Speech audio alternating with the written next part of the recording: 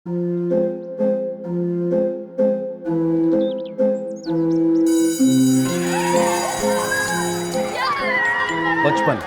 चंचल मासूम बेपरवाह, दुखों और तकलीफों से अनजान, हंसता खिलखिलाता चहकता बचपन। ना कोई डर, ना कोई जिम्मेदारी, ना कोई काम, ना पैसा कमाने की अंधी दौड़। दिन भर बस खेलना और मस्ती करना। पर काश सबका बचपन एक जैसा होता।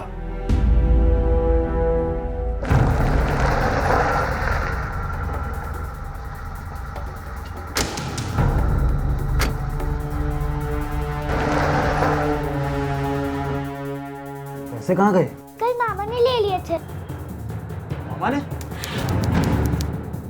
माँ, आप अंदर हो? झूमर आ गई है। आप लोगों की हिम्मत कैसे हुई मेरी बेटी को मेरी इजाजत के बगैर मेरे घर से ले जाने की? हमारी कुछ नहीं लगती। कुछ नहीं लगते हो। और हाँ, एक बात कान खोल के सुन लीजिए, अगर आज के बाद ऐसी हरकत की ना तो दोनों को किडनैपिंग के केस में अंदर करवा दूंगा। और ये 7 साल की बच्ची, आपको उस पर यकीन है, मुझ पर यकीन नहीं है। चल बेटा।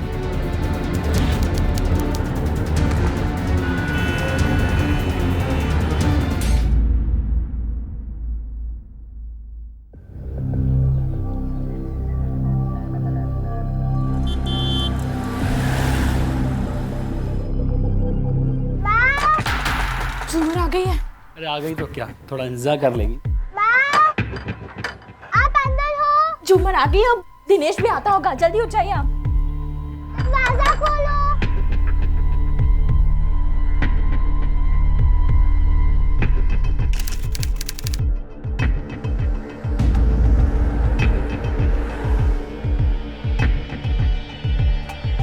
चाचा, मैं आपके इधर से जा सकती हूँ अंदर? जा बेटा, जा बेटा।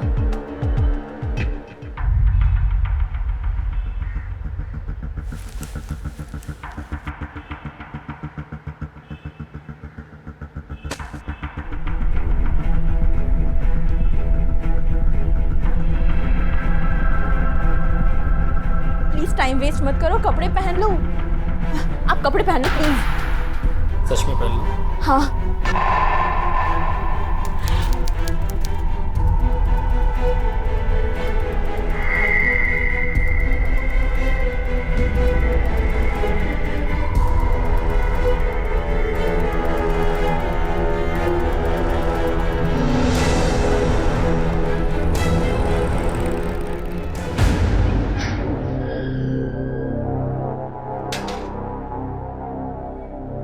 नाना नानी। क्या हुआ बेटी? तू इतनी घबराई हुई क्यों है? स्कूल में किसी से झगड़ा हुआ क्या? ये क्या बेटा, ड्रेस नहीं बदली? घर नहीं गई थी क्या? नानी, बहुत भूख लगी है। ओ, भूख लगी है बेटा को, अभी परोस के लाती हूँ। हैं? लापरवाही की हद है। माँ बाप दोनों कोई चिंता नहीं है इसकी। लड़की कहाँ है कहाँ नहीं, खाना खाया है कि नहीं, मुझे बहुत चिंता होती है सच में इसकी। चिंता तो मुझे भी हो रही है, पर क्या करें, अपने दामाद को क्या बोले जब अपनी बेटी ही नालायक हो। लो आ गई। झूमर, क्यों स्कूल लेने नहीं गई इसको? आप लोगों को तो बस मौका चाहिए झूमर के सामने मेरी बुराई करने का। आज दिनेश की बारी थी इसे स्कूल से लाने की। जैसे तुझे इसकी चिंता नहीं है ना, ऐसे दिनेश को भी नहीं है। अरे रोती बिलखती भूखी प्यासी अकेली आई है स्कूल से। पापा देखो ना, आज दिनेश की बारी थी इसे स्कूल से लाने की। वो भूल गया तो इसमें मेरी क्या गलती है? मैं तो तुम लोगों को समझाते समझाते थक गया।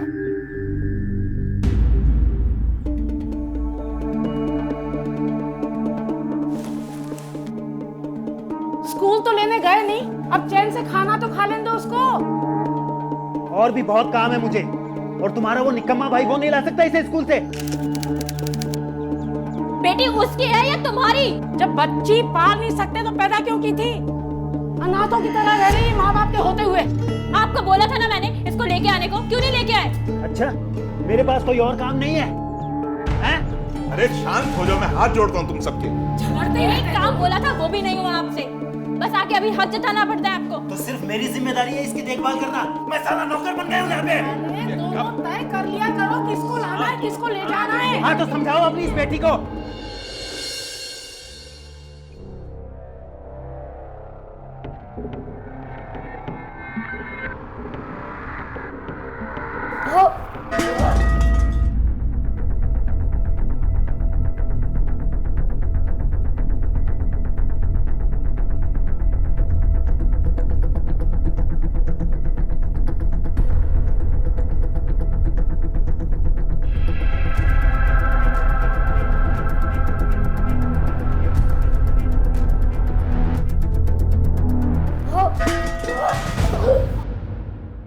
बेचारी झूमर 7 साल की मासूम उम्र में वो सब देख सुन रही थी जो उसकी सोच और समझ दोनों से बिल्कुल बाहर था। उसकी माँ का नाजायज रिश्ता, उसके नाना नानी का उसके माता पिता के प्रति रवैया, इसी सब के बीच एक दिन वो हुआ जो किसी ने भी नहीं सोचा था। झूमर लापता हो गई। झूमर! झूमर! झूमर! कहाँ है मेरी बच्ची? कहाँ है? यहाँ तो नहीं आई। अरे ना वो घर पे पहुंची, ना वो स्कूल में है, ना प्रिंसिपल को पता, ना वॉचमैन को पता, उसके दोस्तों से पूछा, किसी को कुछ नहीं पता है। इसी बात का तो डर था मुझे। एक न एक दिन है ना, इनकी लापरवाही का नतीजा झूमर को भुगतना पड़ेगा। मुझे बताइए मेरी बच्ची कहाँ है?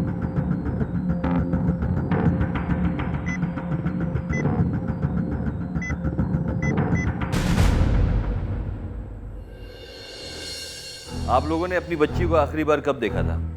सर आखिरी बार जब सुबह उसे स्कूल छोड़ने गए तभी देखा था। उसके बाद दिनेश उसे स्कूल से लाने वाला था, तभी से वो गायब है। लेकिन ये हमेशा की तरह भूल गए। अगर मैं काम पे ना होती ना तो मैं खुद ले आती उसे स्कूल से। अरे तुम चुप रहो, बोला ना मैं काम में फंस गया था। काम करो आप किसी और को दिखाना, काम सारी दुनिया करती है। लेकिन सारी दुनिया मेरी तरह अपने सास ससुर और तुम्हारा बोझ सर पे लेके नहीं घूमती है। अरे बस करो तुम दोनों, यहाँ तमाशा तो मत बनाओ। तमाशा तो मेरा बन गया है इस जैसे इंसान से शादी करके। तो चली जाना किसी और के साथ। चुप। कैसे माँ बाप है तुम लोग? हाँ, तुम्हारी बच्ची गायब है और तुम दोनों को झगड़ा करने से फुर्सत नहीं है। बच्ची की फोटो है आपके पास? जी सर, मेरे पास ये है सर मेरी बच्ची।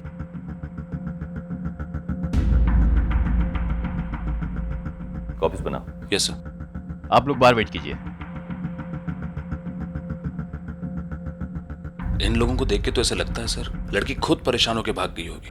नहीं गोयल, एक 7 साल की बच्ची घर से भागने की जरूरत नहीं कर सकती। लड़की स्कूल के बाद गायब हुई है, इसलिए हमें स्कूल से ही शुरुआत करनी चाहिए। बच्चों, ये अंकल आपसे कुछ सवाल पूछेंगे। आपको जो भी पता है सब अंकल को बताएंगे, ठीक है? Thanks ma'am. Good morning everybody. अब आप लोग ये बताइए कि कल आप में से किसने झूमर से बात की थी? किसी से हुई थी? कोई जानता है कि वो कहाँ है? दरअसल वो किसी के साथ ज्यादा घुलती मिलती नहीं थी, लेकिन नीलू उसकी अच्छी फ्रेंड है, शायद उसे कुछ पता हो। बुलाइए। नीलू बेटा यहाँ आओ। नीलू बेटा यहाँ आइए। अच्छा आप एक बात बताइए, झूमर आपकी फ्रेंड है ना? अच्छा कल आपकी उससे कुछ बात हुई थी? यस, मैथ्स के पीरियड में वो बहुत परेशान थी। सभी ने कॉपी निकाली है? सब नोट करिए। झूमर, तू मुझे अपनी पेंसिल देगी? मैं अपनी पेंसिल घर पे भूल आई।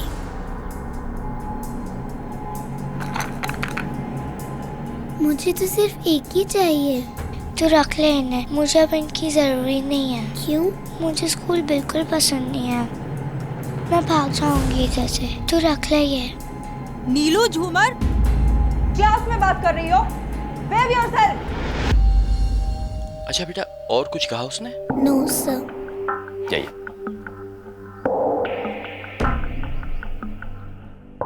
ना तो उसका होमवर्क ही पूरा होता था, ना ही वो पढ़ाई पर ध्यान देती थी। बाकी एक्टिविटीज तो दूर, वो किसी भी चीज में पार्टिसिपेट नहीं करती थी, किसी से बात भी नहीं करती थी, बस एक कोने में चुपचाप बैठी रहती थी। कुछ भी बोलो या जरा भी उसे डांट दो तो वो डर के मारे अपना पैंट गीला कर देती थी। और एक 7 साल की बच्ची के लिए ऐसा बिहेवियर बहुत एबनॉर्मल है। कल आपने उसको आखिरी बार कब देखा? आखिरी बार स्कूल छूटने के बाद। अरे झूमर, तू अभी तक घर नहीं गई? घर से कोई आया नहीं क्या? कोई बात नहीं, डर मत, मैं तुझे घर छोड़ दूं। प्यून, वो जो लड़की झूमर यहाँ खो गई, उसको आप जानती थी? हाँ साहब, जानती हूँ उसे। स्कूल के बाद जब मैं झाड़ू लगाती थी तो वो अक्सर अकेली बैठी रहती थी, कोई लेने नहीं आता था उससे। और सब एक और बात, एक बार मैंने प्यून को उसे डराते हुए देखा था। क्यों डरा रहा बच्ची को? आपको शर्म नहीं आती है? ठीक है, आप जा सकते हैं। मैंने कुछ नहीं किया साहब। झूठ बोल रहा है। स्कूल की क्लीनर ने अपनी आंखों से देखा था तुझे उस बच्ची के साथ। कहीं तूने उसके साथ कुछ गलत तो नहीं किया? ये डर से कि वो बच्ची अपने घर पे मुंह ना खोल दे, तूने उसे मार दिया। नहीं नहीं साहब, मैंने ऐसा कुछ भी नहीं किया साहब। मैं तो उसे तंग किया करता था साहब। क्यों डरा रहा बच्ची को? भगवान की कसम साहब, मैं उसे तंग कर रहा था, उसे कोई नुकसान नहीं पहुंचाया साहब मैंने। साहब गलती हो गई साहब। लेके जाओ उसे। क्या करना है सर इसका? इस आदमी पे मुझे रत्ती भर भरोसा नहीं है, नजर रखो इस पे। हमारे देश में हर साल लगभग 1 लाख बच्चे गायब होते हैं और बदकिस्मती से तकरीबन 45% बच्चों को ढूंढा ही नहीं जा पाता। समय बीतता जा रहा था और झूमर के बारे में कुछ पता नहीं चल पा रहा था। आखिर कहां थी झूमर और किस हाल में थी? परसों झूमर आपके घर आई थी? जी साहब, स्कूल के बाद शीला उसे यहीं छोड़ गई थी। उसने कुछ कहा? उसका बर्ताव कैसा था उस वक्त? दिन में तो ठीक ही था, लेकिन हाँ, शाम को जरूर वो थोड़ी चुप सी थी।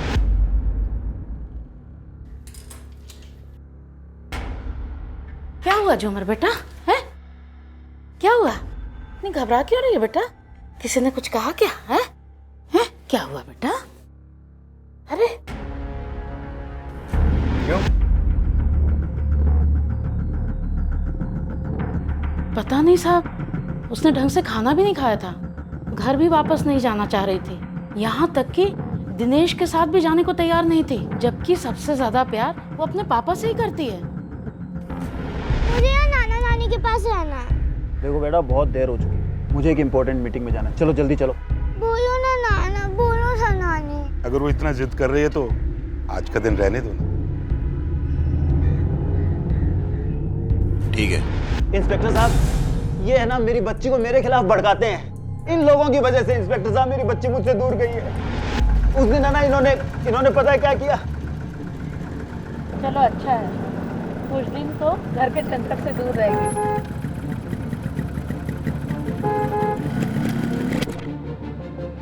क्या है रे? तुमसे मतलब नहीं है, चलो बेटा। अरे बेटा बेटा, चल, अरे बेटा, चल। कहाँ ले दिनेश? अगर आज के बाद आप लोगों ने ऐसी हरकत की तो दोनों को किडनैपिंग के केस में अंदर करवा दूंगा, समझे आप? चल बेटा। इंस्पेक्टर साहब, मेरी झूमर को ढूंढ के ले आइए, उसके बिना हमारी जिंदगी, हमारा ये घर सूना हो गया। अगर आप लोगों ने अपनी बच्ची का ध्यान रखा होता तो शायद ये नौबत नहीं आती। खैर, इस घर में और कौन रहता है? नीचे का कमरा हमने किराए पर दिया है, उसमें विनीता नाम की किराएदार रहती है। गोयल, इस इलाके में आसपास रहने वाले सभी लोगों से पता करो, क्या उनको झूमर के बारे में कुछ पता है? Yes sir. विनीता तुम्हारा नाम है? जी झूमर को जानती हो? जी, वो आती रहती थी यहाँ पर, मुझसे बात भी करती थी कई बार।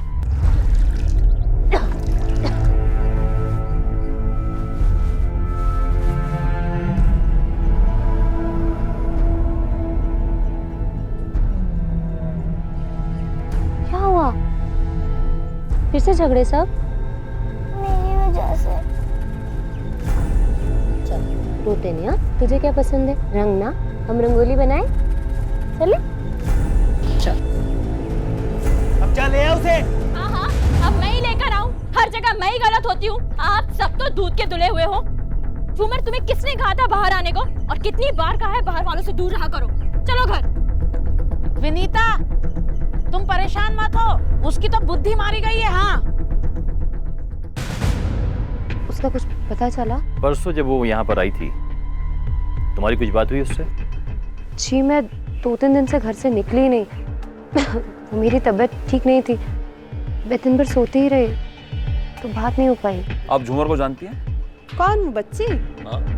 हाँ, वो अक्सर होते हुए अपने नाना नानी के घर आती थी। इन लोगों की किसी के साथ दुश्मनी थी? क्या दुश्मनी साहब, ये लोग तो अपने दुश्मन खुद ही हैं। रोज लड़ाई झगड़े की आवाजें आती रहती थी इनके घर से। जब से दिनेश ने दुकान और घर झूमर के नाम करी है ना, तब से शीला के और उसके बहुत झगड़े होते हैं। शीला को ये बात बिल्कुल पसंद ही नहीं आई है। तुमने इतनी बड़ी बेवकूफी की है कि एक छोटी बच्ची के नाम सारी प्रॉपर्टी कर दी। अरे तो कौन सा पहाड़ टूट पड़ा?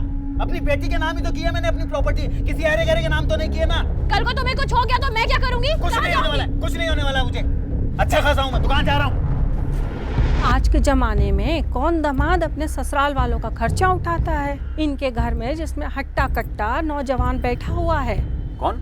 अरे वो विनोद, इनका छोटा बेटा। उसको तो आदत पड़ गई है अपने जीजा के टुकड़ों पे पलने की। जीजा जी, जीजा जी, वो मेरी गाड़ी ठुक गई थी, 2 दिन से गैरेज में डली है। 2000 रुपये की ज़रूरत है, अभी आप दे दीजिए, मैं आपको जल्दी लौटा दूंगा। आज तक लौटाए तुमने जो अब लौटाओगे? भिखारी भी भीख मांगता है तो भी कड़ी धूप में मेहनत करता है। आ जाते हो मांगने के लिए। ये लो पूरे 2000 हैं, पकड़ो। अगर ये भिखारियों की तरह पैसा देना है ना, तो अपना पैसा आप अपने पास रखिए, मैं कहीं और से मैनेज कर लूंगा। अरे जाओ जाओ, मेरे टुकड़ों पे बढ़ते हो, मुझे भी आंखें दिखाते हो। Thank you. आपके पड़ोसियों से हमें इन्फॉर्मेशन मिली है कि पैसों को लेकर विनोद और इनका अक्सर झगड़ा हुआ करता था। सर ये क्या बताएंगे उसके बारे में? मैं बताता हूँ सर। वो शराब पीता था, जुआ खेलता था, चोरी करता था सर। और सर ये सब करता था वो मेरे पैसों पे, मुझसे उधार मांग के ले जाता था। और अगर पैसे उधार नहीं देता था ना सर, तो दुकान में जाके चोरी करता था। और सर उसकी चोरी के बारे में पहली बार मुझे झूमर नहीं बताया था।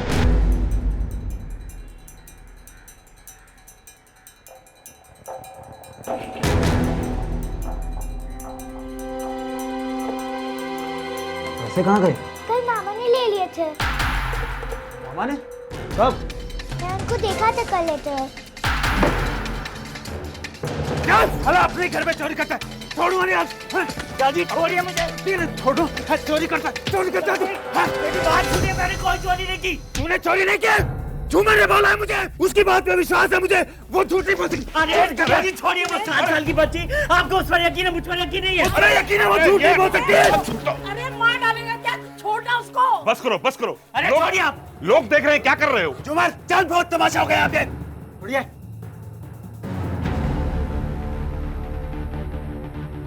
चल बेटा। सर उसी ने किया है ये, उसे यहाँ पुलिस स्टेशन लाइए सर, उससे अच्छी तरह पूछताछ कीजिए प्लीज। मेरी बच्ची मुझे दिला दीजिए please sir. Goyal. Yes sir. Vinod को लेकर आ। Right sir. Sir please sir मारिए मत सर, प्लीज सर मारिए मत सर। मैं मानता हूँ कि मैंने चोरी की थी और मुझे झूमर पर गुस्सा भी आया था, पर सर मैं इतना बड़ा बेवकूफ नहीं कि इतनी सी बात के लिए इतनी छोटी बच्ची से दुश्मनी रखूंगा। काम क्या करता है तू? सर काम ढूंढ रहा हूँ। कहाँ ढूंढ रहा है? सट्टे के अड्डे पे? जानते हैं हम, बहुत कर्जा है तुझ पर। काम धंधा नहीं था तो थोड़े से पैसे उधार ले लिए थे। और वो कर्ज चुकाने के लिए तूने झूमर को किडनैप कर लिया ताकि तू उसके बाप से पैसे हट सके। सर मैं चोर हो सकता हूँ, सट्टेबाज हो सकता हूँ, पर मैंने किसी को किडनैप नहीं किया। अरे एक बात, झूमर को ना उसका बाप डराता धमकाता था, शायद वो उसका कोई राज जानती थी। आप उसके बाप से क्यों नहीं पूछते? उसी का हाथ है किडनैपिंग में। अच्छा झूमर, वो बात तो तुमने किसी को नहीं बताई ना? नहीं पापा। देखो अगर झूठ बोलोगी ना तो भगवान जी नाराज हो जाएंगे, और पता है भगवान जी नाराज होते हैं तो क्या करते हैं? ज़बान काट लेते हैं। नहीं बताओगी ना? नहीं पापा। मेरी प्यारी गुड़िया। बहुत स्मार्ट समझता है अपने आप को तू, हाँ? अगर ऐसी कोई बात थी तो तूने पहले हमें क्यों नहीं बताया? बेवकूफ समझता है पुलिस को। नहीं सर, प्लीज मेरा यकीन कीजिए, मेरा इस किडनैपिंग में कोई हाथ नहीं है, मैं झूठ नहीं बोल रहा हूँ। परिवार में दूरियां जरूर थी, लेकिन कुछ राज ऐसे भी थे जो शीला, दिनेश और विनोद पुलिस के साथ साथ एक दूसरे से भी छुपा रहे थे। ऐसे वक्त में पूरे परिवार को एक साथ होना चाहिए था, लेकिन सभी लोग अपने अपने फायदे के लिए एक दूसरे को झेल रहे थे, और सभी के पास कोई ना कोई वजह जरूर थी इस जुर्म को करने की। झूमर, एक 7 साल की मासूम बच्ची, ऐसे लोगों के बीच में थी जो सिर्फ कहने के लिए ही उसका परिवार था। इस केस में 5 किरदार हैं गोयल। झूमर के माता पिता जिनकी आपस में बनती नहीं है, शीला का भाई विनोद जिसको पैसे की इस वक्त बहुत तंगी है, अब बचे सिर्फ नाना नानी जो रिटायर हो चुके हैं और ये सारी प्रॉब्लम से वाकिफ हैं।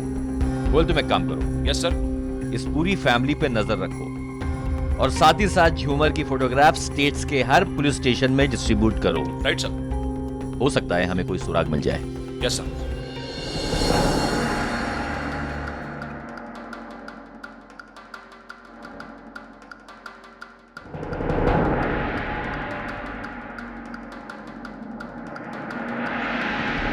सर ये वही आदमी है जिसने झूमर को कार में बैठते हुए देखा था।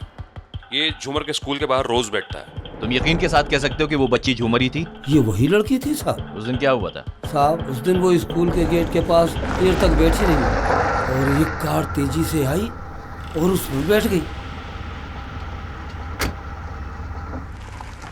कार कौन सी थी? नंबर नोट किया था? जी नहीं साहब, पर कार काले रंग की थी साहब।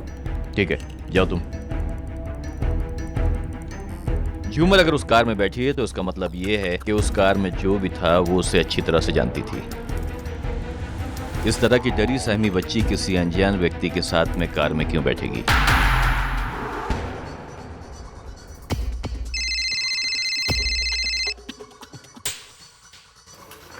हाँ, नहीं नहीं तुम यहाँ मत आना, मैं खुद ही आ रही हूँ करोड़ नाका पे, वहीं मिलो। Okay okay bye.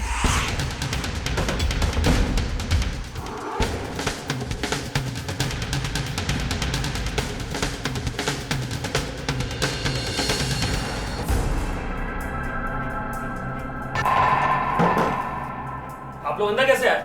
सब बताएंगे, पुलिस स्टेशन चल के। सर आप मुझे गलत समझ रहे हैं, मैं एक ब्यूटिशियन हूँ और मदन मेरा सिर्फ दोस्त है। तो क्या अपने आशिक घर उसको तू लिपस्टिक लगाने जाती थी? सब जानता हूं मैं कि तुम दोनों के बीच क्या चल रहा है। अपनी ही बेटी की दुश्मन बन गई तू, सिर्फ इसके लिए कि तेरे पति ने उसके नाम पर सारी जायदाद कर दी। तुमने इतनी बड़ी बेवकूफी की है कि एक छोटी बच्ची के नाम सारी प्रॉपर्टी कर दी। अरे तो कौन सा पहाड़ टूट पड़ा? अपनी बेटी के नाम ही तो किया मैंने, अपनी प्रॉपर्टी किसी अरे गरे के नाम तो नहीं किया ना। तू अच्छी तरह से जानती थी कि तेरी पति की कमजोरी झूमर है, इसलिए उसको सबक सिखाने के लिए तूने उसको किडनैप कर लिया। सर आप क्या कह रहे हैं? कोई भी माँ पैसों के लिए अपनी बेटी के साथ ऐसा नहीं करेगी। तो ये नाजायज रिश्ता छुपाने के लिए तुमने और तुम्हारे आशिक ने मिलकर झूमर के किडनैपिंग का प्लान बनाया। सर मैं मानती हूँ मैंने बहुत लापरवाही की झूमर के साथ, मैंने बहुत गलतियाँ की, लेकिन झूमर में मेरी जान बचती है, मैं ऐसा क्यों करूँगी? झूमर की किडनैपिंग एक ब्लैक कार से हुई।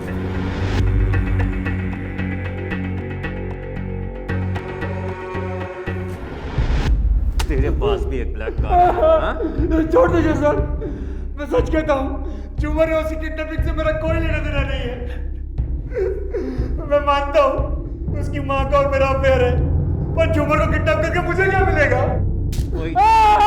सर छोड़ दीजिए सर छोड़ दीजिए। वही तो हम जानना चाहते हैं। सर छोड़ दीजिए सर, मैं मानता हूँ सर मैंने गलती की है। और रहा सवाल मेरी गाड़ी का, वो तो 2 दिन से गैराज में गई है सर्विसिंग के लिए सर। सॉरी सर, मुझे माफ कर दीजिए सर, मुझे छोड़ दीजिए सर। Yes sir. गैराज जाके चेक कर, ये सच बोल रहा है या झूठ? मदन सच बोल रहा है, उसकी गाड़ी गैराज में ही थी, अभी गैराज वाले ने कंफर्म किया। हो सकता है मदन और शीला ने किसी और काली गाड़ी का इस्तेमाल किया। इस केस का कोई भी किरदार दूध का धुला नहीं है, सभी पर सर्विलेंस जारी रखिए।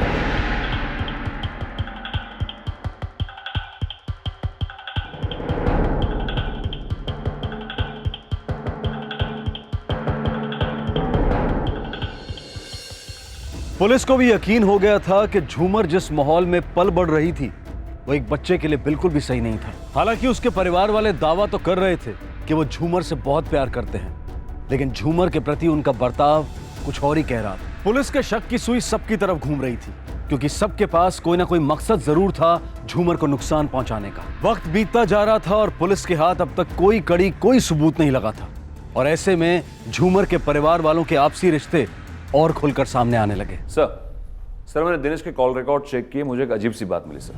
कौन सी बात? सर दिनेश लगातार पिछले 3 सालों से एक गायनेकोलॉजिस्ट के कांटेक्ट में है। तो उसमें अजीब क्या है?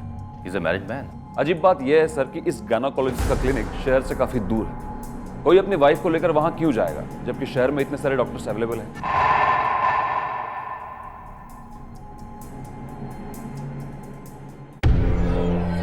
दिनेश अग्रवाल को जानते हो तुम? दिनेश अग्रवाल? हाँ सर मैं उसे जानता हूँ, वो कई बार मेरे पास आया एबॉर्शन की दवाई लेने के लिए। मैंने उसे कई बार समझाया कि एबॉर्शन की दवाइयाँ बार बार लेना खतरे से खाली नहीं है। तुमने उसे गर्भपात की दवाई दी ये जानते हुए कि ये इलीगल है? मुझे लगा कि सर वो बहुत मजबूरी में है सर, इसलिए मैंने दवाई दी सर। मजबूरी में? तो डॉक्टर बनने के लायक नहीं सर, है। सर, लेके जाओ उसको, जाओ उसको। मिसेस अग्रवाल, आपके पति ने आपको कुछ दवाइयाँ दी थी? दवाइयाँ? कैसी दवाइयाँ sir? Abortion pills. Abortion pills? मैं क्यों लूँगी सर? मैंने कोई दवाई नहीं ली। सही श्योर? जी सर। Thank you. झूमर को डरा धमका के कौन से राज छुपाना चाहता है तू? सर, आप कौन से राज की बात कर रहे हैं? दूध का दूल्हा है तू। एबॉर्शन की दवाइयां किसके लिए लेके गया था? अबॉर्शन की दवाइयां मैंने अपनी बीवी के लिए ली थी सर। बीवी के लिए? तेरी बीवी से मिलके आया हूं मैं। सारी सच्चाई उसने बता दी है मुझे।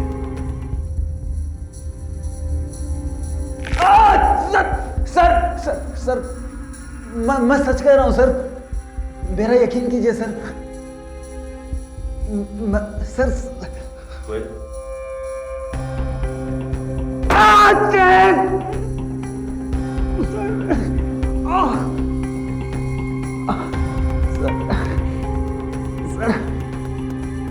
वो दवाइयां मैंने विनीता के लिए ली थी सर। नीचे का कमरा हमने किराए पर दिया है, उसमें विनीता नाम की किराएदार रहती है। विनीता तुम्हारा नाम है? जी। कब से चल रही है नौटंकी? सर 3 साल से।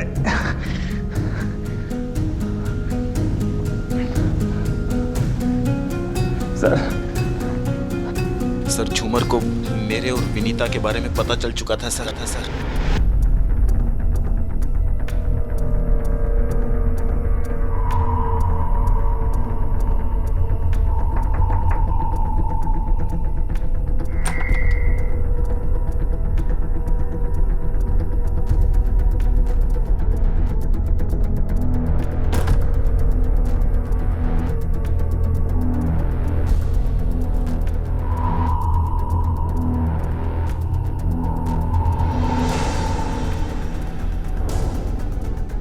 पता झूमर ने क्या कहा? उसने मुझसे कहा, सुनो तो। क्या कहा? उसने मुझसे कहा कि वो ना बड़े होके बाद में बहुत बड़ा सा महल बनाना चाहती है। अच्छा। और मुझे सबसे अच्छा कमरा देगी। सुनो तो, वो भी परमानेंट किराए पर। पता है झूमर ऐसी बातें किसी से भी नहीं करती, सिर्फ तुमसे करती, अपनी माँ से भी। हाँ।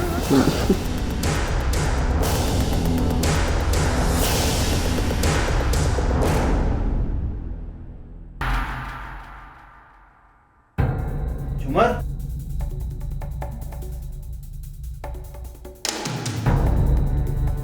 बस यही बात थी जो मैंने झूमर को किसी को ना बताने के लिए कही थी। अच्छा झूमर, वो बात तो तुमने किसी को नहीं बताई ना? नहीं पापा। देखो अगर झूठ बोलोगी ना तो भगवान जी नाराज हो जाएंगे, और पता है भगवान जी नाराज होते हैं तो क्या करते हैं? ज़बान काट लेते हैं। और कुछ नहीं सर। हाँ मैं मानती हूँ, दिनेश और मेरे बीच संबंध थे और झूमर ने सब कुछ देख भी लिया था। दिनेश ने उसे समझाया भी था कि ये बात किसी को ना बताए। मेरा यकीन मानिए इंस्पेक्टर साहब, मैं सपने में भी झूमर को तकलीफ देने के बारे में नहीं सोच सकती। झूमर बहुत ही प्यारी बच्ची थी। उल्टा मैं तो दिनेश से कहती थी कि तलाक के बाद हो सके तो झूमर हमारे साथ रहे। उसकी माँ बहुत ही लापरवाह औरत है। मैं नहीं चाहती थी कि उसे कभी भी माँ की कमी महसूस हो। झूमर की किडनैपिंग केस में तुम एक सस्पेक्ट हो। ध्यान रहे, बगैर हमें बताए तुम इस शहर को छोड़ के कहीं नहीं जाओगी। गोयल, कहीं ऐसा तो नहीं कि दिनेश और विनीता के अफेयर के बारे में शीला को मालूम पड़ गया और अपने पति को सबक सिखाने के लिए उसने झूमर को गायब करवाया? सर ये लोग अपनी अपनी जिंदगियों में इतने उलझे हुए हैं कि इन्होंने झूमर पे कभी ध्यान ही नहीं दिया। अभी भी ये लोग सिर्फ अपने बारे में सोच रहे हैं, बच्चे की किसी को परवाह ही नहीं है। इन पे कड़ी नजर रखो। Yes sir.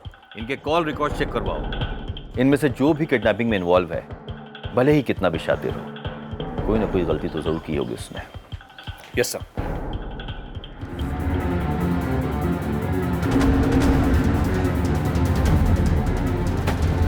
क्या हो रहा है इसमें? जाना रे, अपना काम कर। क्या है इसके अंदर? कुछ भी नहीं है, जा काम कर अपना।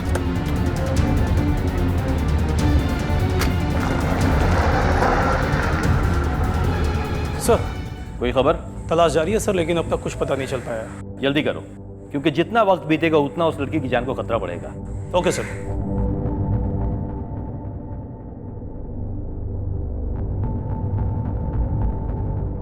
Hello, police station.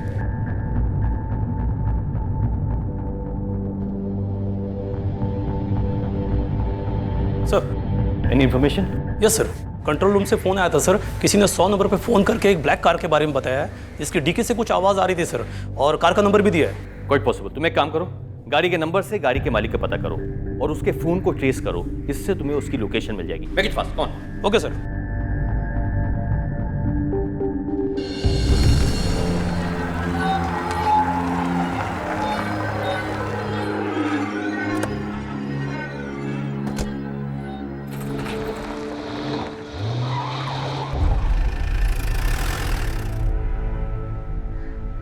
सर यहीं का लोकेशन ट्रैक हुआ है सर। ये एरिया?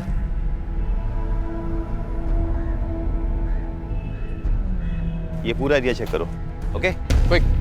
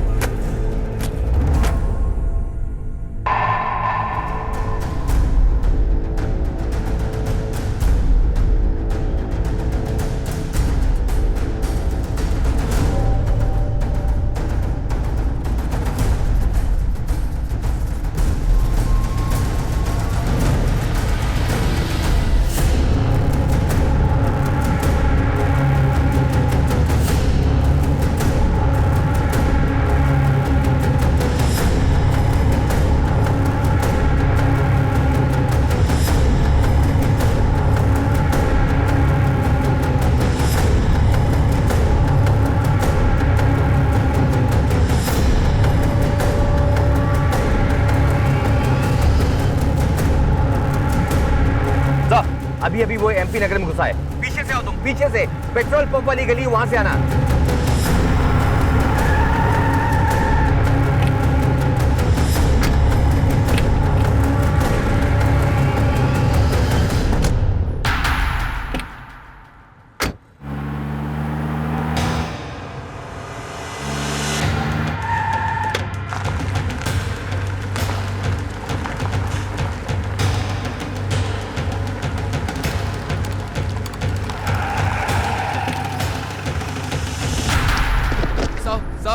साहब मैंने कुछ नहीं किया साहब।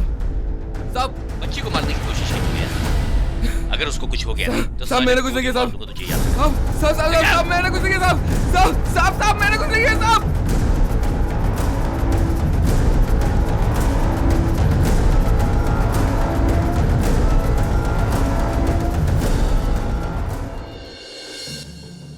ह्यूमर को तुमने ही किडनैप कराया ना अपने भाई की मदद से? हाँ, करा है। तो कितनी खुश थी मैं तो मुझे पता चला मैं प्रेग्नेंट हूँ। और दिनेश खुश नहीं था। समाज और परिवार का बहाना बनाकर उसने मेरा अबॉर्शन कराया, वो भी 3 बार। शादी का झूठा वादा करके मुझे बेवकूफ बनाता रहा। पर 4थी बार में नहीं मानी, क्योंकि डॉक्टर ने कहा था कि अगर इस बार अबॉर्शन कराया तो मैं वहां बनने के काबिल नहीं रहूंगी।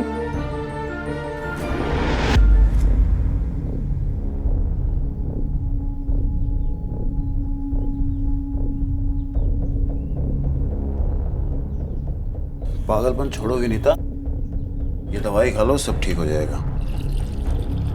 नहीं दिनेश, इस बार नहीं। इस बार मैं अपना बच्चा नहीं गिराऊंगी। अरे 3 महीने हो गए हैं, अब अगर थोड़ा भी वक्त निकाला तुम्हारी जान को खतरा है। क्यों दिनेश? हाँ, हर बार मैं ही क्यों समझूं? क्यों हम चोरी छुपे मिलते हैं? क्यों तुम मुझसे तलाक नहीं दे सकते? मतलब 3 परिवारों को एक साथ पालूं और सड़क पे आ जाऊं, हैं? अरे तुम क्या खाओगी, तुम्हारा बच्चा क्या खाएगा? समझने की कोशिश करो। मैं क्यों समझूं? मेरा क्या, मेरे बच्चे का क्या? हम तुम्हारे कुछ नहीं लगते? लगते हो ना, इसीलिए तो कह रहा हूं हमारी जिंदगी, हमारे बच्चे की जिंदगी अच्छी हो। अपने बच्चे को, तुम्हें, हैं, एक अच्छी जिंदगी जिएंगे, उसे अच्छे स्कूल में पढ़ाएंगे। प्लीज ये दवाई पी लो। देखो जिद मत करो, प्लीज पी लो।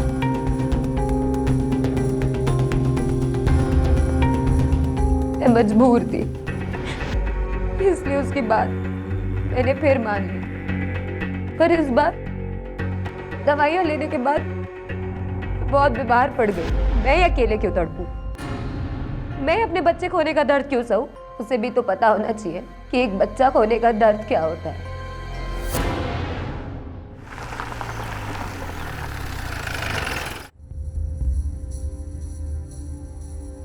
इंस्पेक्टर साहब, मेरी बेटी मिल गई है क्या? झूमर हॉस्पिटल में है। हॉस्पिटल में? तुमने जो किया उसकी सजा वो भुगत रही है। इंस्पेक्टर साहब, मुझे एक बार प्लीज मेरी बच्ची से मिलवा दीजिए। इंस्पेक्टर साहब प्लीज, मैं आपके हाथ जोड़ता हूँ, पाँव पड़ता हूँ, मुझ पे दया कीजिए इंस्पेक्टर साहब प्लीज। अपनी बच्ची की जान की फिक्र हो रही तुझे? हाँ, और उन जानों का क्या जिनको दुनिया में आने से पहले ही तूने मार दिया? तुझे तेरे किए की सजा मिल गई है। इंस्पेक्टर साहब प्लीज प्लीज एक बार मुझे मिलवा दीजिए अपनी बेटी से। इंस्पेक्टर साहब प्लीज मेरी बात सुनो, आप एक बार मिलवा दो मुझे मेरी बच्ची से।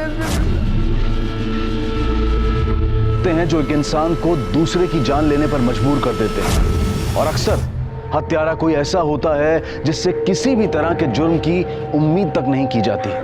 जो दृश्य अभी हमने देखा, क्या था उसके पीछे का सच? क्यों किसी ने एक 6 साल की मासूम बच्ची की इतनी निर्ममता से हत्या की? और हैरत की बात तो यह है कि 7 सालों तक ना तो सूटकेस में दफनी लाश बरामद हुई और ना ही इस बच्ची का हत्यारा पकड़ा गया। लेकिन 7 सालों बाद एक ऐसी घटना घटी जिसने इस केस को फिर से रोशनी में लाकर खड़ा कर दिया और कातिल का पर्दाफाश कर इंसाफ दिलवाया।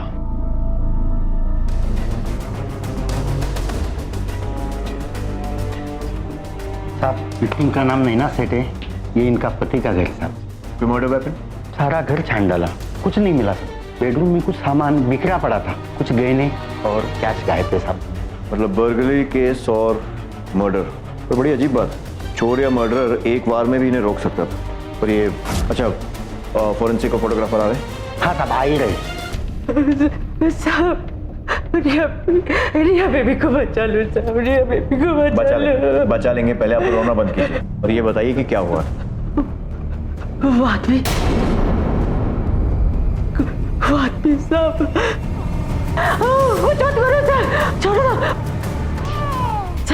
साहब, रिया बेबी को ढूंढो साहब। देखिए, हम पूरी कोशिश करेंगे उन्हें ढूंढने की, लेकिन आप भी शहर छोड़कर मत जाइएगा, पूछताछ के लिए आपकी जरूरत पड़ सकती है। शिंदे कुठे? खाली आहेत साहेब, लोकांची विचारपूस करतायत। सर मैं पूरा टाइम गेट पे ही था, कोई नहीं दिखा। मैं एक आदमी न रिया बेबी। पक्का यहीं थे? जी सर। ड्यूटी पे सो तो नहीं गए थे? नहीं सर पूरा टाइम गेट पे ही था, 1 सेकंड के लिए नहीं हिला सर। बिल्डिंग की और कोई एंट्री है? सर ये पीछे का गेट है जो हमेशा बंद रहता है सर। तो ये गेट लांग कर तो कोई भी आ सकता है। कहाँ है कैमरा यहाँ? सर वो कैमरा क्या यहाँ? वो कैमरा ही नहीं है, पीछे की तरफ भी तो कैमरा होना चाहिए ना।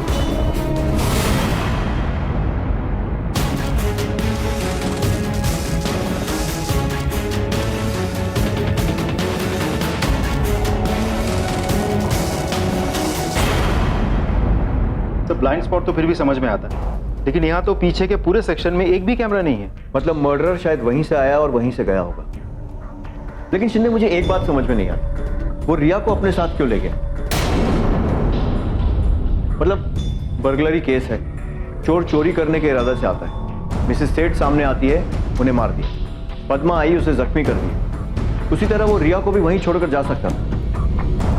उसे अपने साथ में ले जाना बेवकूफ़ी भी है और रिस्क भी। शायद हॉस्टेज बनाकर ले गया होगा ताकि जरूरत पड़ी तो बच निकलने में रिया काम आए। अगर वैसा होता तो रिया आसपास ही कहीं मिल जाती, क्योंकि बिल्डिंग से बच निकलने के बाद वो रिया को ज्यादा दूर अपने साथ नहीं ले जाएगी, अनलेस रिया को किडनैप करना ही उसका मोटिव। तो फिर ये रॉबरी वगैरह? पुलिस को गुमराह करने के लिए। वो रिया को ही लेने आया था, माँ बीच में आई तो उसने माँ को मार दिया और फिर रिया को ले गया। तो फिर ये चोरी का नहीं, एब्डक्शन का केस। लेकिन सर कोई तो देख लेगा दोनों को एक साथ, रिया इतनी आसानी से कैसे चली जाएगी? लेकिन अगर वो दोनों वहाँ थे ही नहीं तो? मतलब ये कि हो सकता है ये पद्मा हमसे झूठ बोल रही, हो सकता है ना रिया वहाँ थी ना वो आदमी, इसीलिए किसी ने उन्हें नहीं, इस पद्मा ने ही चोरी की और उसके बाद मिसेस सेठ को मार दिया और बचने के लिए ये पूरी कहानी बनाई। सर वैसे भी 5 में से एक मर्डर केस में सबसे पहले इन्फॉर्म करने वाला आदमी ही मर्डर होता है। यहाँ तो रिया पहले से ही गायब थी, तो ऐसा भी हो सकता है कि रिया को गायब करने में पद्मा का हाथ हो। पॉसिबल है। वैसे भी इस मामले की सबसे प्राइम विक्टिम नैना सेठ नहीं बल्कि रिया है। एक काम करो, इस पद्मा का बैकग्राउंड चेक करो, कहाँ रहती है, घर में कौन कौन है, कब आई और इस सेठ परिवार के साथ कब से, सब कुछ। Yes sir. और रिया की भी डिटेल्स चेक करना शुरू करते हैं, देखते हैं शायद कोई सस्पेक्ट निकल आए जो रिया को किडनैप करना चाहता। नैना सेठ के हस्बैंड से कोई कांटेक्ट हुआ? नहीं सर, अभी तक नॉट रीचेबल। फोन रिकॉर्ड्स मंगवा सबके। Yes sir.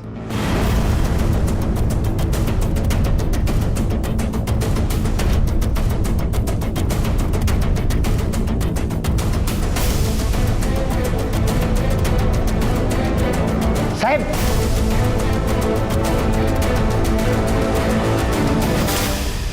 देवा समझ जाए, मुझे रिया बेबी के बारे में कुछ नहीं मालूम। जितना मुझे मालूम था मैंने आपको बता दिया साहब। मुझे जितनी रिया बेबी की पड़ी है ना, उतनी उसके माँ बाप को भी नहीं पड़ी थी साहब। इसका क्या मतलब हुआ कि उसके माँ बाप को नहीं पड़ी थी? अरे नैना, हाँ हो तुम, जल्दी चलो, लेट हो रहे हैं यार। हाँ चलिए, फास्ट चलिए। मैडम जी, हम बेबी को बहुत तेज बुखार है। इसे छठे माले पे डॉक्टर है, वहाँ पर दिखा दो। नैना, ये तुम्हारी कोई स्टूपिड किटी पार्टी नहीं है यार, डिनर है, चलो जल्दी। दोनों ने मिलकर उस मासूम बच्ची का सत्यानाश कर दिया था। मैं जानती थी कितना रोती थी वो, कितनी दुखी थी वो, क्या मांगती थी, थोड़ा सा प्यार, थोड़ा सा साथ। पता नहीं रिया बेबी कहाँ होगी साहब। ठीक है, अभी तुम जा सकती हो, लेकिन शहर छोड़कर मत जाना। जी साहब। पता करना पड़ेगा। यस सर, वो इंदर सेठ, रिया का बाप, वापस आ गया है। अच्छा हुआ मर गई नैना, डिवोर्स मांग रही थी, अब कम से कम मुझे एलिमनी तो नहीं देनी पड़ेगी। और सर, आप उस नैना को जानते नहीं थे, एक लालची औरत थी वो। और रिया? चलिए माना पत्नी से नफरत थी, पर बेटी की तो फिक्र होगी ना आपको। She was a problem child. 1 minute चैन का मैंने नहीं बिताया इसकी और इसकी मां की वजह से।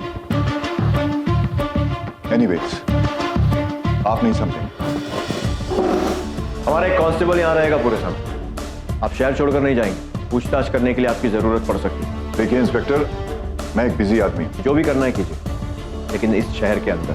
100% रिया ही नैना का खून कर भागी और इसीलिए अभी तक मिल नहीं रही है। ये आप क्या कह रहे हैं? मैं बिल्कुल सही कह रहा हूं इंस्पेक्टर, दोनों एक दूसरे को बर्दाश्त नहीं कर सकती थी, हमेशा तू मैं होती रहती थी। इनफ इज इनफ रिया, आवाज डीजी करके बात करना रिया मुझसे। Mom please, why you interfering in my life? Please stop it and please go. इस घर में वही होगा जो मैं चाहूंगी, तुम्हें हर काम मेरी मर्जी से करना पड़ेगा। और ये बात भूल जाओ कि तुम कॉलेज की ट्रिप में जा पाओगी। दोनों एक दूसरे को गाली देती रहती थी और मैं बस खड़ा होकर सुनता रहता था। जिस मर्डरर ने इतने वार करके नैना सेठ को मारा, उसने पद्मा को सिर्फ एक छोटी सी चोट देकर जिंदा छोड़ दिया। हजम नहीं होता। सर, पद्मा के बयान में उसने कहा था कि रिया ने उसे बचाने की कोशिश की थी, तो सर ऐसा भी तो हो सकता है कि मर्डरर ने उसकी बात सुनकर पद्मा को जिंदा छोड़ दिया हो। अब ये पद्मा या तो उस मर्डरर के साथ मिलकर काम कर रही है या फिर ये रिया उस मर्डरर के साथ मिली हुई है। वैसे भी वो अपनी माँ से नफरत करती थी, उसके पिता का भी मानना है कि वो अपनी माँ की जान ले सकती है। सर, ये प्यार व्यार का तो चक्कर नहीं है, दोनों एक साथ घर से भागना चाहते थे, माँ ने देख लिया तो माँ की भी जान ले ली। और इसीलिए शायद कातिल ने इतने वार किए, क्योंकि जब कोई मर्डर इमोशन से जुड़ा होता है तो ऐसा ही होता है। और पोस्टमार्टम रिपोर्ट के मुताबिक भी नैना पहले ही वार में मर गई थी, लेकिन फिर भी उस पर इतने सारे वार किए गए। तुम उसकी बिल्डिंग के फ्रेंड्स और कॉलेज में पूछो, और टेक्निकल एक्सपर्ट बुलाओ ताकि सोशल मीडिया में उसके अकाउंट चेक कर सकें।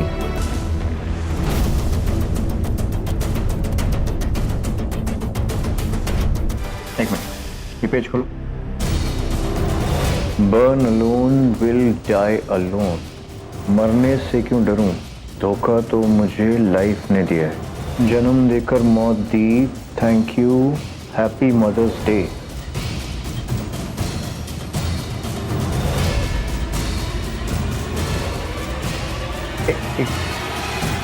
ये लड़का, इसका नाम पता चल सकता है? नो सर, टैग नहीं किया और ना ही कोई कमेंट्स, ना लाइक, ना शेयर किया गया। इस लड़के की इन्फॉर्मेशन निकालना मुश्किल है।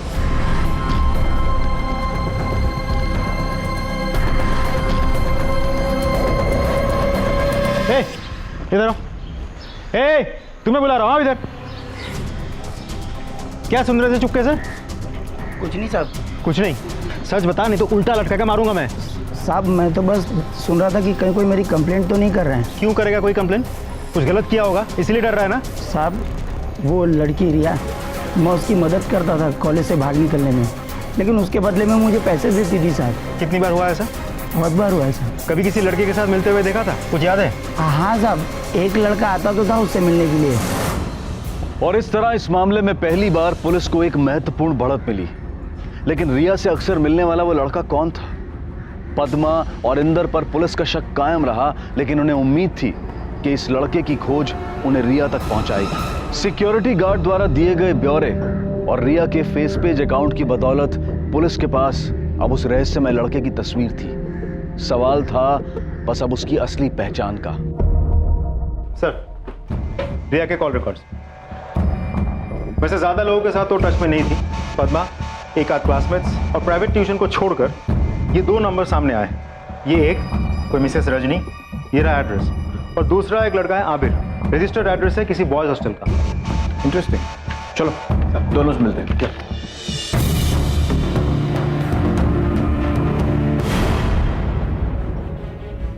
आपके पिताजी? नहीं नहीं, मेरे पति थे। ओह, आई एम सॉरी, मुझे इस समय ऐसे आपको डिस्टर्ब नहीं करना चाहिए था, लेकिन एक जांच चल रही है और उसी के सिलसिले में आपसे कुछ बातचीत करनी है। ये सब कुछ बताइए। करीब 2 महीने पहले आप किसी रिया सेठ से बातचीत हुई थी आपकी? रिया सेठ?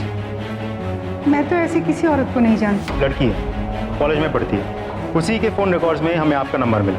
कुछ 3 कॉल्स घुमाए गए थे। लेकिन मैं ऐसी किसी लड़की को नहीं जानती हूँ। हो सकता है रॉन्ग नंबर हो। ठीक है, कुछ याद आए तो बता दीजिए। वैसे क्या उम्र थी आपके पति की? 65 के थे। ओके। ये औरत रजनी खुद है 40 साल की मुश्किल से, और पति 65 साल का। अचानक हार्ट अटैक से पति की मौत हो जाती है। नहीं सर, ये रजनी मुझे बहुत डाउटफुल लगी सर। शिंदे, एक काम करो, किसी को भेज कर उस पर नजर रखो। मैं भी इस एड्रेस पर पहुंच गया हूँ। लेकिन ये हॉस्टल नहीं, अनाथ आश्रम है। ओके सर, चलो। यस सर, बताइए क्या हेल्प कर सकता हूँ मैं? मुझे अबीर से मिलना है, बुलाइए उसे। वो तो लापता है ना सर, हमने तो कंप्लेंट भी लिखवाई थी ऑर्फन रूल्स के हिसाब से। लापता है? कब से? 4 मई से। 4 मई से? क्यों सर, कहीं उसने कुछ गलत? आपको ऐसा क्यों लगा? जी ऐसी बात नहीं है सर, लेकिन वो थोड़ा हाथ से बाहर गया हुआ लड़का है। ड्रग्स की भी लत लगी थी उसे, डिप्रेशन की वजह से। अचानक गुस्सा हो जाता है, और इतना गुस्सा मानो पागलों जैसा। मुझे अबीर के सारे रिकॉर्ड्स चाहिए। निकलवाता हूँ सर। आबिर के ऑर्फनेज के रिकॉर्ड्स। गुड, बट सर 5 साल की उम्र में अनाथ हुआ था, तब से अनाथालय में ही है। फिर 2008 में उसे अडॉप्ट किया गया था। किसने अडॉप्ट किया? रजनी और हर्ष वाधवा ने। रजनी? उसकी एक छोटी बहन भी है जो पिछले 7 साल से लापता है।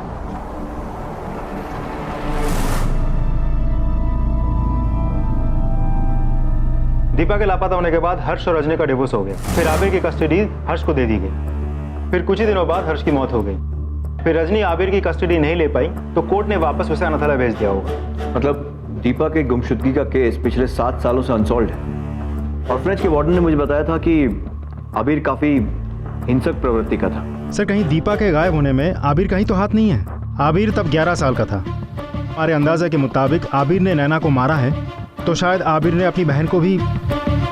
आखिर इस तरह के हिंसक क्रिमिनल्स अपना पहला गुनाह बचपन में ही कमिट कर लेते हैं सर। आबिर रजनी के कांटेक्ट में था, पर रजनी का कहना है कि वो रिया को नहीं जानती। कहीं वो झूठ तो नहीं बोल रही? एक काम करते हैं, इस रजनी से फिर से पूछताछ करते हैं। जी। अबीर और दीपा को मैंने और हर्ष ने गोद लिया था, लेकिन हमारा जल्दी ही डिवोर्स हो गया। फिर हर्ष की मौत हो गई। उसके बाद आपने फिर से शादी की? जी, 2 बार। और मेरे दोनों पति अबीर की जिम्मेदारी उठाने के लिए तैयार नहीं थे। अगर मैं उसे अकेले ही बड़ा कर पाती तो 1 सेकंड भी नहीं सोचती, घर ले आती उसे। कुछ महीनों पहले आबिर ने आपको कांटेक्ट किया था? 7 महीने पहले एक बार फिर मेरी उससे मुलाकात हुई। अबीर 11 साल का था जब उसे देखा था। अब तो बहुत बड़ा हो गया। उसके बाद से हम कांटेक्ट में थे और मैंने उसे कुछ पैसों से मदद भी की।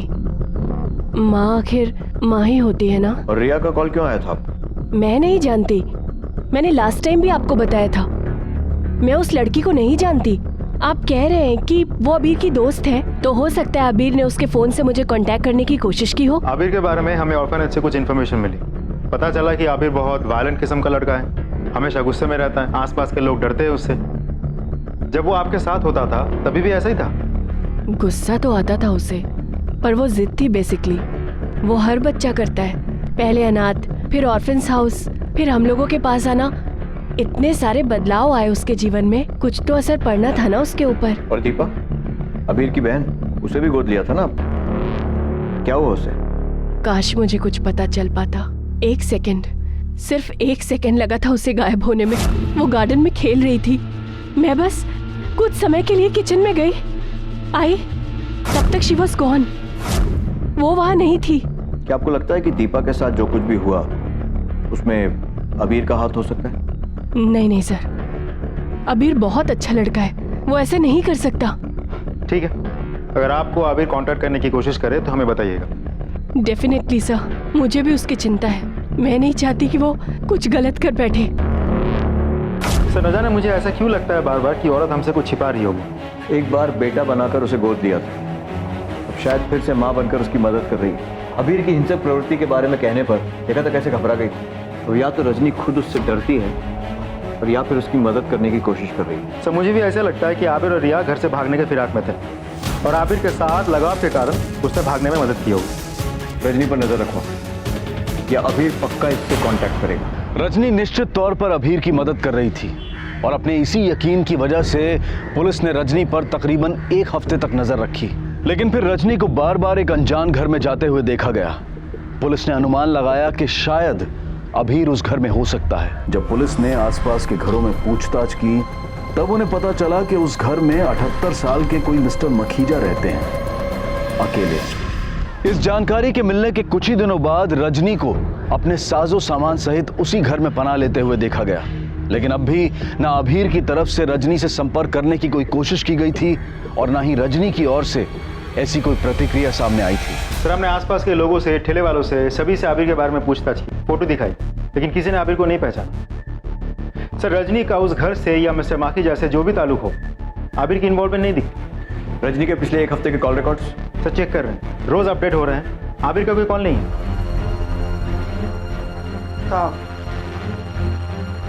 क्या है सर? आपने आबिर के फोन रिकॉर्ड्स में से अननोन नंबर्स की इंफॉर्मेशन मांगी थी। आ गया सर। राजेंद्र सिंह, एड्रेस मिल गया। राजेंद्र सिंह, गौर से देखो और बताओ। सर, इन दोनों को तो उस दिन मैंने गोवा छोड़ा था सर। सर, मैं एक्चुअली मेरा प्राइवेट कार का बिजनेस है ना सर, और ये लड़का तो चर्ची है, हर बार गोवा जाने के लिए मेरी गाड़ी यूज करता था। और लड़की?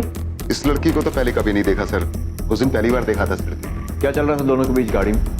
ठीक से याद करो। रिया, ये सब बंद कर, वरना भाई सब ठीक है ना? हाँ, वो बस थोड़ी तबीयत खराब है। तुम गाड़ी चलाओ। ये हाईवे के बाद आगे कोल्हापुर में मेडिकल मिलेगा, रुकना है क्या? तुम सीधा गोवा लेके जाओ, कहीं भी रुकने की जरूरत नहीं है, समझे? ओके। राजेंद्र, फोकस करो, ठीक से याद करो, क्या बात कर रहे थे तुम?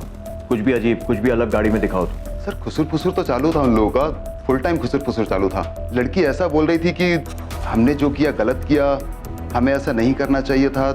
बहुत घबराई भी थी लड़की सर, और सर लड़का भी बहुत भड़का हुआ था। 3-4 बार लड़की पे बहुत चिल्लाया लड़का। गोवा में कहाँ छोड़ा था? एड्रेस? सर, किसी होटल के पास नहीं छोड़ा था, वो वागा बीच है ना, वागा बीच के पास छोड़ा। ठीक है, अगर जरूरत पड़ी तो दोबारा बुलाएंगे। जी सर। शिंदे, अगर ये सच है तो फिर रिया की जान को खतरा है। अभी के अभी गोवा नहीं, नॉर्थ गोवा हेडक्वार्टर्स में मेरे बैचमेंट, उनसे असिस्टेंस तक मैं जरा इस पुराने केस को फिर से स्टडी करता हूँ जो 7 सालों से सुलझा नहीं। तो दीपा का मिसिंग केस? क्योंकि दोनों में सिर्फ एक ही चीज कॉमन है, अबीर और उसका गुस्सा।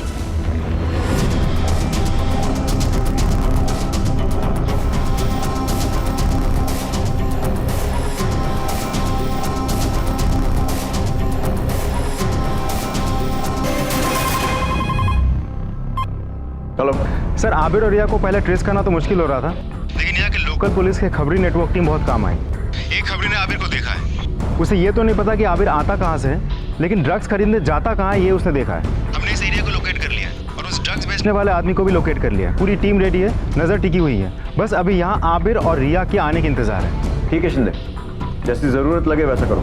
जी सर। पर मौका हाथ से निकलना नहीं चाहिए। लेकिन जरा ध्यान से, कबीर का कोई भरोसा नहीं है। Yes sir.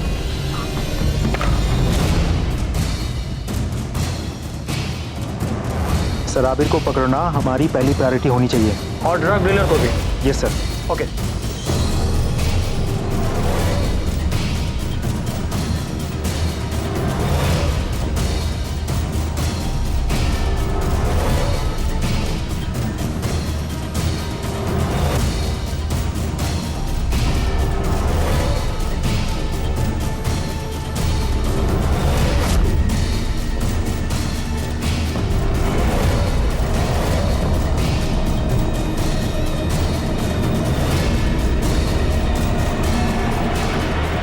पुलिस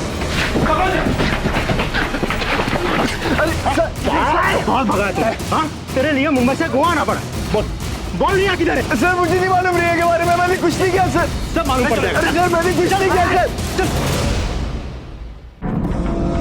मैं तेरी भलाई के लिए बोल रहा हूँ। मैं तो फिर भी तुझसे सवाल पूछ रहा था। ये सर एक बार शुरू हो जाए ना तो तुझसे सवाल पूछेंगे नहीं, तेरे से जवाब उगलवाएंगे, समझा?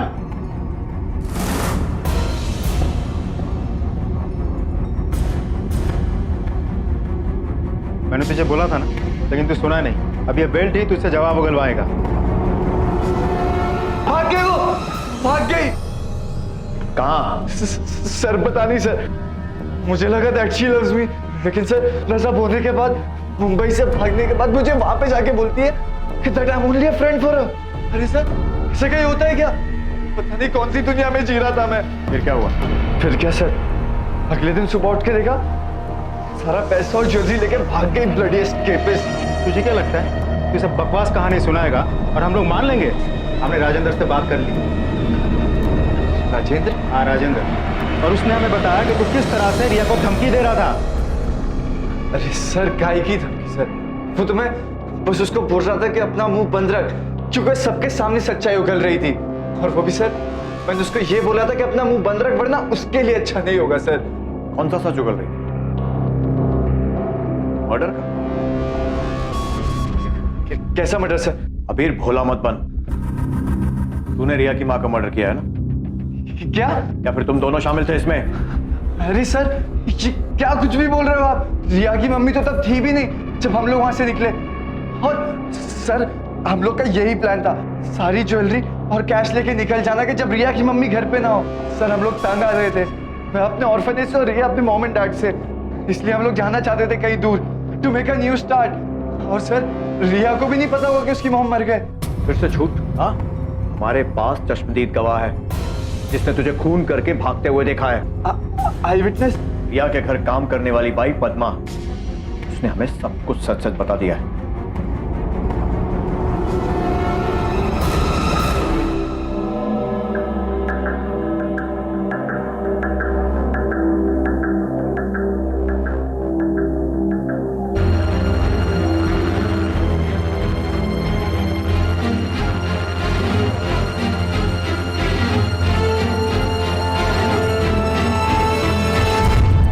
गोवा जा रही थी? गोवा क्यों जा रही थी? मेरा गांव है वहाँ, मैं उधर से ही हूँ सर। सच सच बताओ। हाय शपथ साहब, मैं गांव ही जा रही थी।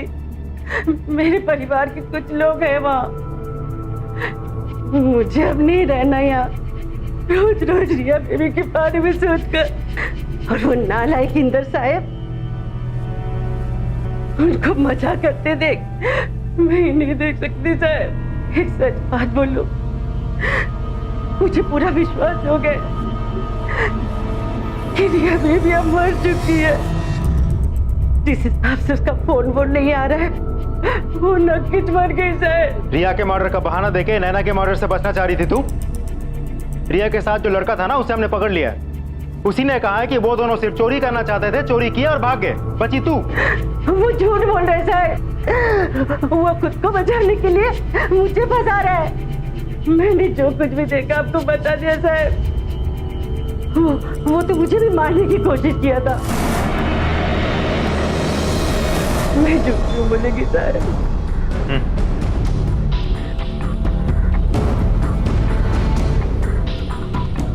अच्छा मुझे इसके फोन रिकॉर्ड चाहिए। जिस दिन हमने अबीर को गिरफ्तार किया था उसके एक दिन पहले से लेके आज तक। Yes sir.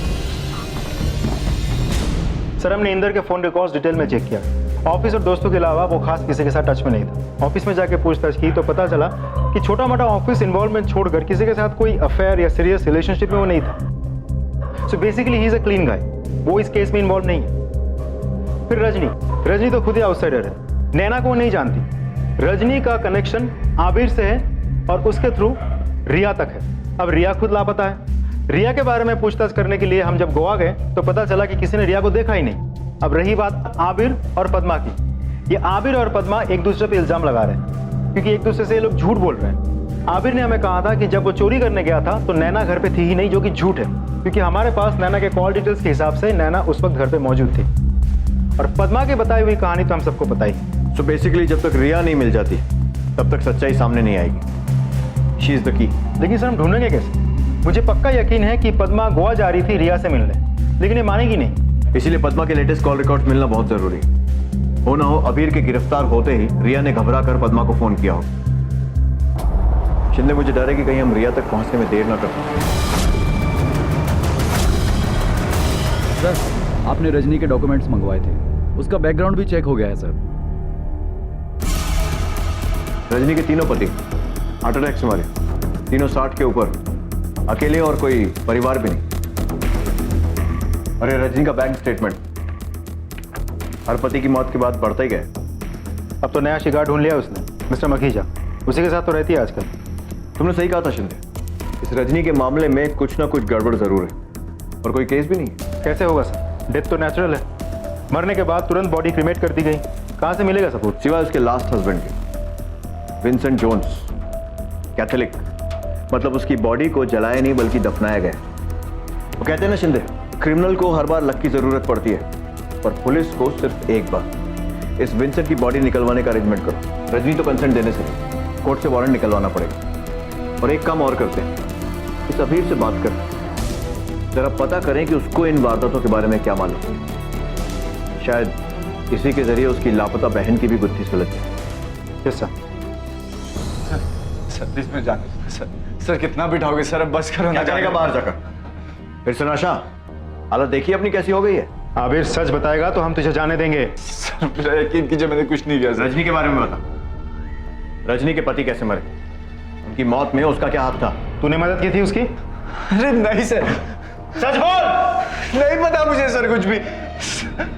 सर मुझे कुछ नहीं पता, मैंने किसी की मदद नहीं की, बस मुझे जाने दो। रिया कहाँ है? जिंदा है या मार दिया उसे रजनी के साथ मिलकर? सर मुझे नहीं पता सर रिया के बारे में sir. Sir please sir, sir मुझे जाने दो सर। अबीर दीपा कहाँ है? तेरी बहन, तूने मारा उसे?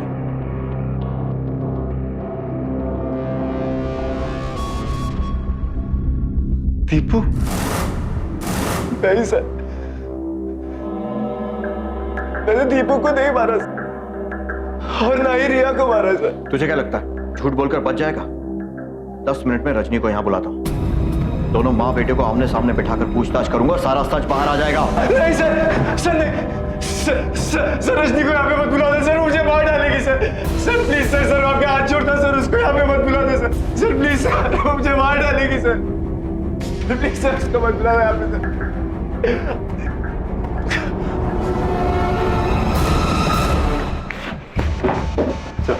अभी स्टेबल है, लेकिन कुछ समय तक विड्रॉल सिम्टम्स होते ही रहेंगे।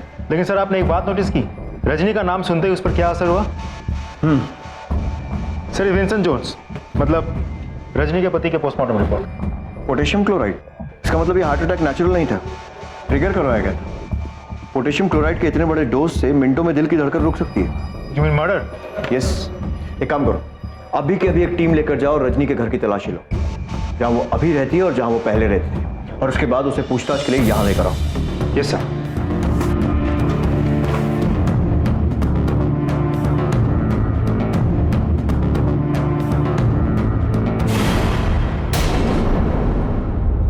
अरे सर आप? Search warrant.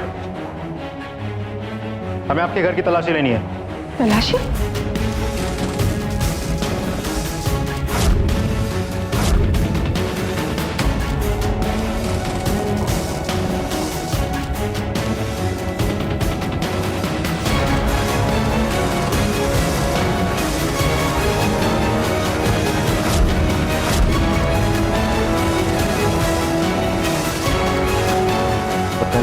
Chloride injection?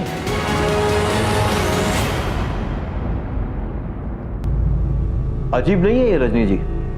आपके सारे के सारे पति, एक नहीं दो नहीं बल्कि तीनों के तीनों एक ही तरह से मरे, हार्ट अटैक। शायद मेरे नसीब में जी नहीं, नसीब का इससे कुछ लेना देना नहीं है। हाँ, पोटेशियम क्लोराइड का जरूर हो सकता है। कुछ देशों में मौत की सजा देने के लिए कैदियों को जहरीला इंजेक्शन दिया जाता है और उसमें ये पोटेशियम क्लोराइड ही होता है ना।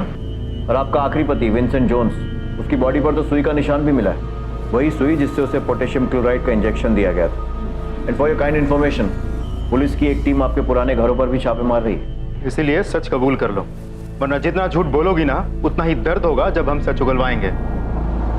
मीना जी, रुको, इसकी जरूरत नहीं है।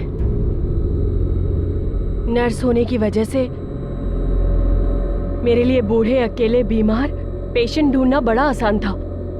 मैं वैसे ही पेशेंट ढूंढती थी जो अमीर हो, जो मरने की कगार पर हो, फिर उसके पैसे मेरे, जायदाद मेरी। और दीपा, उसे क्या हुआ? मुझे नहीं पता दीपा को क्या हुआ। हमें पता है, हमने अबीर से बात की।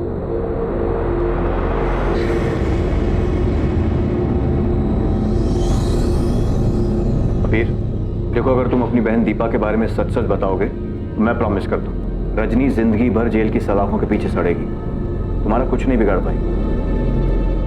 बोलो अबीर, अपने लिए ना सही, अपनी बहन दीपा के लिए ही सच बोल दो। देखो, मुझे पता है कि तुम जानते हो कि दीपा के साथ क्या हुआ था। सच बता दो, रजनी को सजा मिलेगी और तुम्हें छुटकारा उस घाव से, उस बोझ से जो तुम इतने सालों से झेल रहे हो। बोलो।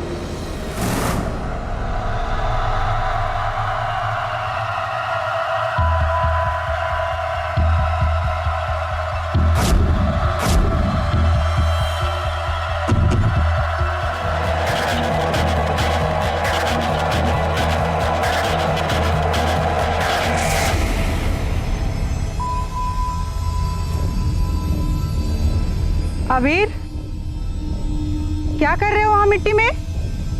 चलो अंदर आओ।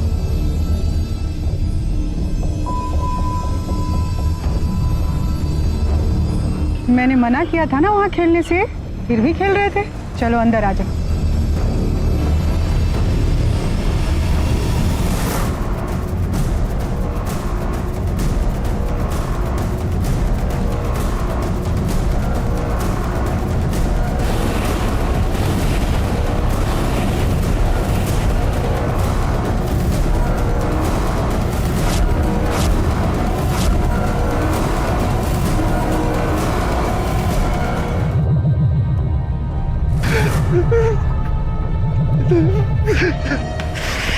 बताओ, दीपा को क्यों मारा?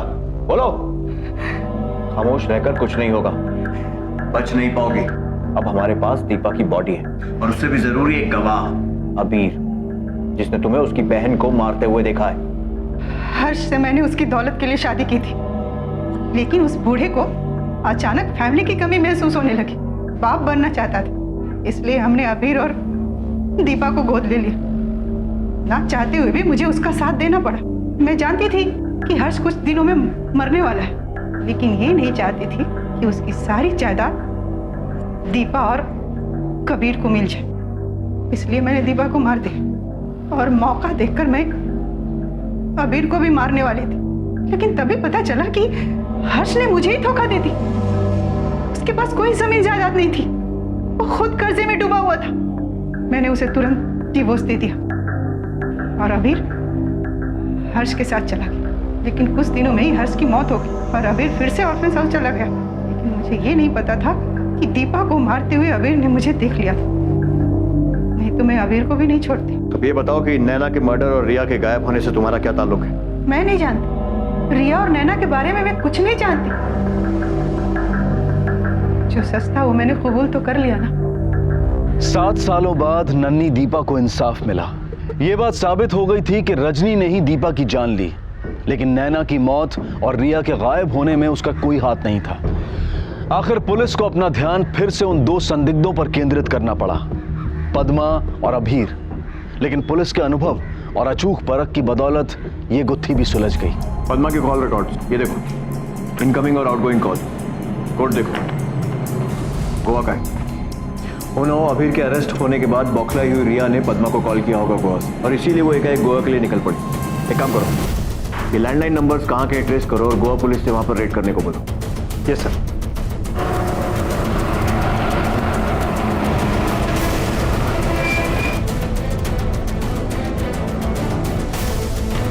दरवाजा खोलो, खोलो दरवाजा। मैनेजर चाबी दो।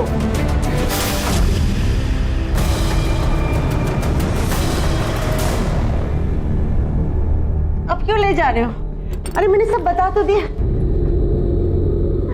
रिया, रिया बेबी, रिया बेबी तो कैसी है बेबी? रिया बेबी, बेटा घर चला। कौन सा घर? कोई घर नहीं है मेरा काकी। नहीं बेबी, ऐसे नहीं बोलते। तुम्हारे पापा है ना बेटा, पापा, वो पापा जो यहाँ तक भी नहीं है। कहीं नहीं जाऊंगी काकी, मैं कहीं नहीं जाऊंगी। कहीं नहीं जाओगी तुम, अब तुम सीधे जुवेनाइल जेल जाओगी। तुम्हारे बैग से तुम्हारी माँ का खून मिला है। क्या रखा था उसमें? Murder weapon. I am sure उसे तो तुमने ठिकाने लगा ही दिया होगा, लेकिन बैग से खून साफ करना भूल गई है ना? बस आप बात तो सुनो। कोई फायदा नहीं है, मदद नहीं कर पाओगे उसकी, बल्कि तुम भी जेल जाओगे रिया को बचाने के जुर्म में, और साथ में अभीर भी। मैं ये नहीं करना चाहती थी, बिल्कुल नहीं करना चाहती थी। What the hell is this? क्या हो रहा है ये सब यहाँ पर? तुम इतनी चीप हो गई हो कि अब ऐसे लड़कों को घर पर लाने लग गई हो। मॉम रिलैक्स, ऐसा कुछ भी नहीं है। चुप बैठो। और तुम get out from here. Mom ये क्या कर रही हो? मैंने कहा ना ऐसा कुछ भी नहीं है। बाजारू लड़की, तेरी जैसी लड़की मुझे कभी नहीं चाहिए थी। तो मेरी जिंदगी में आई हो, मुझे नहीं चाहिए थी। मैं तुझे कभी नहीं जानती। रिया बेबी, रिया बेबी, कपड़े बदल लो। कुछ देर के लिए मैं डर गई थी, कुछ समझ में नहीं आ रहा था। जो भी हो, रिया बेबी को बचाना था। उस घटी औरत की वजह से मैं रिया बेबी की जिंदगी को बर्बाद नहीं होने देना चाहती थी साहब।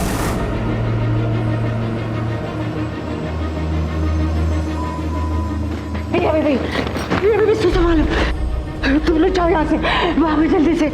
लोगों को लगेगा कि चोर आया था। रिया बेबी की जिंदगी तो पहले से सजा थी। मैं तो बस एक मौका देना चाहती थी उसे जीने के लिए। लेकिन तुम्हारे इस मौके ने रिया का भला कम बुरा ज्यादा किया है। तुम्हारे गुस्से को समझता हूँ रिया, लेकिन तुम्हें भी समझना जरूरी है कि तुम्हारे इसी गुस्से ने तुम्हारी जिंदगी बर्बाद कर दी। वो क्रोध ही था जिसकी वजह से रिया और उसकी मां के बीच में दरार पैदा हुई। वो क्रोध ही था जिससे उत्तेजित होकर इंदर ने अपनी पत्नी नैना पर जोर जबरदस्ती की, जिसके परिणामवश रिया का जन्म हुआ और उसी क्षण से नैना ने रिया से मुंह मोड़ लिया। रिया को अपने किए की सजा मिली, जिसे काटकर अब वो एक नई जिंदगी शुरू करना चाहती है। अतीत में मिले जख्मों को अभीर भुला चुका है, अब वो दोनों साथ में हैं। अब वो यतीम नहीं है। जिस तरह से एक नवजात पौधा जीवित रहने के लिए धूप और पानी पर निर्भर होता है, उसी तरह से इस दुनिया में जन्मे हर इंसान का विकास उसे मिलने वाले प्यार और परवरिश पर निर्भर होता है। बच्चों को जब प्यार नहीं मिलता, सही परवरिश नहीं मिलती, तो एक खाली जगह भर जाती है क्रोध से, और इसके परिणाम काफी खतरनाक हो सकते हैं। इतने खतरनाक कि ये कभी कभी कई जिंदगियां बर्बाद करके रखते हैं। अब मैं अनूप सोनी आपसे विदा लेता हूं। फिर मुलाकात होगी अगले एपिसोड में एक और चौंका देने वाले केस के साथ। तब तक अपना और अपने परिवार का ख्याल रखें और देखते रहें क्राइम पेट्रोल डायल 100। सबक एक को, सीख हम सबको। जय हिंद। क्राइम पेट्रोल्स के और भी दिलचस्प कहानी देखने के लिए हमारे चैनल को सब्सक्राइब करें और बेल आइकॉन दबाना न भूलें।